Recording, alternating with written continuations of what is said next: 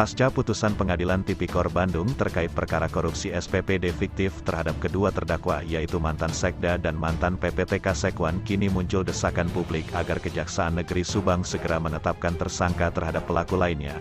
Hal serupa juga dilontarkan oleh para kuasa hukum terdakwa agar jaksa harus berani menetapkan tersangka baru.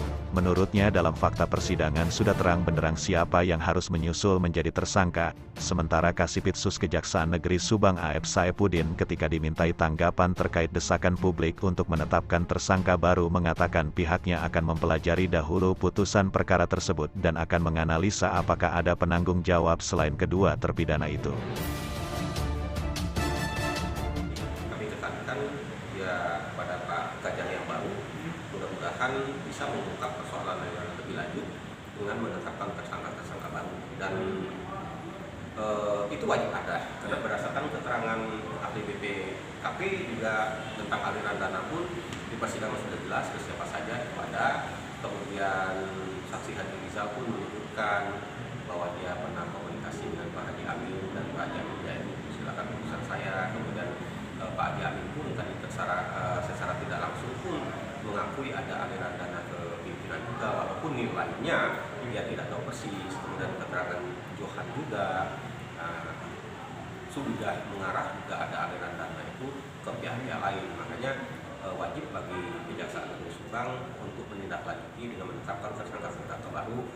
Tapi aneh dengan saya gitu kan, duitnya ini semuanya tidak diakui kemana aliran dana ini. Ini tugas pengembangan penyidik kejaksaan untuk mengembangkan perkara ini supaya lebih terang. Gitu. Kunci saksi kuncinya itu benar ya? Ya harusnya ini kebenaran dikejar. Ya, karena PA mengatakan tidak tahu duitnya karena setelah dicairkan masuk ke bendahara Sekwan, begitupun PPTK duit diterima bendahara gitu kan. Yang kita kejar harus tinggal bendahara sekretariat Dewan dipertanyakan duit ini kemana. Kedua, untuk SPPD fiktif kemarin hari Senin sudah putusan. Nanti untuk putusannya kita ada waktu 7 hari kita diskusikan lagi dengan saya. Jadi fiktif ada tersangka lain. Kita pelajari dulu putusan. Karena kan pertimbangan itu nggak kemarin dibacakan semua. Kita juga perlu analisis yuridis juga dari putusan tersebut apakah ada yang mempertanggungjawabkan selain yang buat terdakwa tersebut.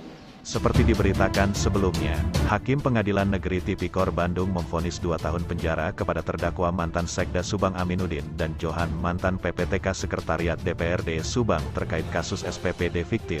Majelis Hakim Syarif SH menyebutkan keduanya terbukti bersalah melanggar pasal 3 Junto 55 Undang-Undang Tipikor. Selain memberikan hukuman penjara terdakwa didenda Rp200 juta subsidiar 3 bulan penjara. Hakim juga meminta agar terdakwa mengembalikan uang kerugian negara sebesar Rp811.400.000. Vonis tersebut lebih tinggi dari tuntutan Jaksa Penuntut Umum Kejaksaan Negeri Subang yang hanya menuntut 1,6 tahun. Putusan terhadap kedua terdakwa SPPD fiktif tersebut dinilai sangat ringan dibandingkan dengan putusan para senior koruptor mantan pejabat Kabupaten Subang yang lebih dulu menjalani hukuman dengan vonis jauh lebih tinggi. Seperti contoh vonis terhadap mantan Bupati Subang Imas Aryum Ningsi dengan hukuman buih 6,5 tahun dan diwajibkan membayar denda Rp500 juta subsidiar 3 bulan kurungan. Sementara nilai suapnya hanya Rp410 juta.